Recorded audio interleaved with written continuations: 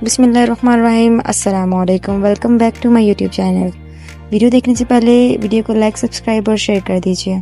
साथ ही साथ bell icon को भी प्रेस कर दीजिए ताकि मेरी हर आने वाली नई वीडियो का नोटिफिकेशन आपको मिल सके। पार्ट 1 और पार्ट 2 में एनसीपी के 2 टॉपिक्स को कवर कर लिया गया था, असेसमेंट और डायग्नोसिस को। आज हम प्लानिंग, इम्प्लीमेंटेशन और एवेल्युएशन को डिस्कस करेंगे। प्लानिंग में हम लोग प्लान कर रहे होते हैं कि किस तरह से पेशेंट को केयर प्रोवाइड की जाएगी। There are 3 types of planning: initial planning, ongoing planning and discharge planning. Initial planning वो planning होती है जो at the time of admission की जाती है patient की। The planning you do before any modification or changes. Next हमारे पास आती है ongoing planning। ये वो planning होती है जो साथ साथ patient की जा रही होती है। यानी कि अगर पेशेंट का बीपी इंक्रीज हो गया तो हम प्लान बनाएंगे कि कैसे हम उसको उस टाइम पे डिक्रीज कर सकें या नॉर्मल लेवल पे ला सकें।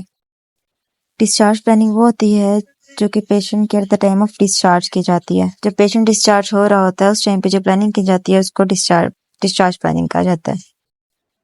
Next we will move toward goals. There are 2 types of goals. इन गोल्स को आप प्रॉपर मेंशन करके भी लिख सकते हैं एनसीपी में। इसके अलावा आप बगैर मेंशन किए भी टाइमिंग के थ्रू भी लिख सकते हैं। लाइक शॉर्ट टर्म गोल्स और लॉन्ग टर्म गोल्स, 2 किस्म के गोल्स होते हैं हमारे पास।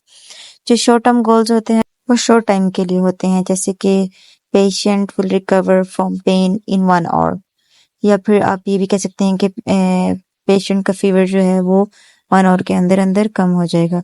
तो ये जो 1 आवर्स के रिलेटेड होते हैं या कुछ मिनट्स के लिए होते हैं, ये हमारे शॉर्ट टर्म गोल्स होते हैं। लॉन्ग टर्म गोल्स वो गोल होते हैं जो कि लंबे अरसे के लेते हैं, यानी कि 24 आवर्स लेते हैं या 48 आवर्स या उससे ज्यादा आवर्स के होते हैं या वीक्स के होते हैं, तो उनको हम लॉन्ग टर्म गोल्स कहते हैं। अच्छा, इन गोल्स में कुछ इंडिपेंडेंट गोल्स होते हैं, कुछ डिपेंडेंट होते हैं और कुछ कोलैबोरेटिव होते हैं।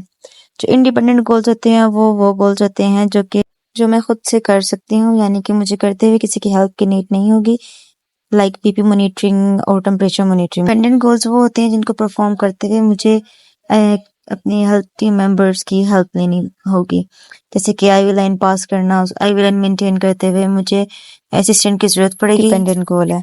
नेक्स्ट हम मूव करते हैं कोलैबोरेटिव गोल। कोलैबोरेटिव वो गोल्स वो होते हैं जो कि हेल्थ केयर टीम मेंबर सब मिलके परफॉर्म कर रहे होते हैं। लाइक अगर डॉक्टर ने मेडिकेशन प्रिस्क्राइब किया तो मैं उसे एडमिनिस्टर करूंगी और फिजियोथेरेपी वाले आके फिजियोथेरेपी करके जाएंगे। तो ये सारे जो भी हेल्थ केयर टीम मेंबर्स मिलके कर रहे हैं काम, उसको हम लोग कहते हैं कोलैबोरेटिव गोल्स। अब जो कुछ भी प्लान किया गया है उसको आगे से इम्प्लीमेंट करना है।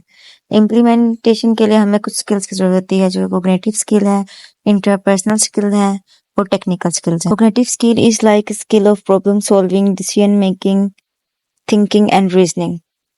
Next interpersonal skill. इंटरपर्सनल जो स्किल्स होती हैं वो डिपेंड करती हैं आपके अपने पर, मतलब आपकी खुद पर डिपेंड करते हैं। लाइक आपकी कम्युनिकेशन स्किल्स कैसी हैं, आप कैसे कम्युनिकेट करते हैं पेशेंट के साथ, इफेक्टिवली कम्युनिकेशन है आपकी कि नहीं है। Technical skill is a skill of practice.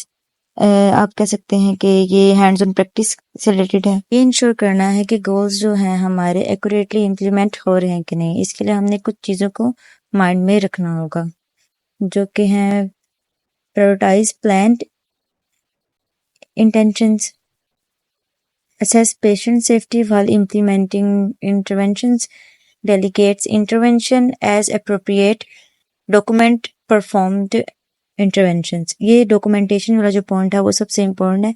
जो कुछ भी आपने किया है उसको जरूर डॉक्यूमेंट करें ताकि नेक्स्ट शिफ्ट का अगर कोई आते हैं स्टाफ, उसको पता हो कि आपने एक चीज इम्प्लीमेंट कर दी है और कौन कौन सी चीजें रह गई हैं इम्प्लीमेंट करना।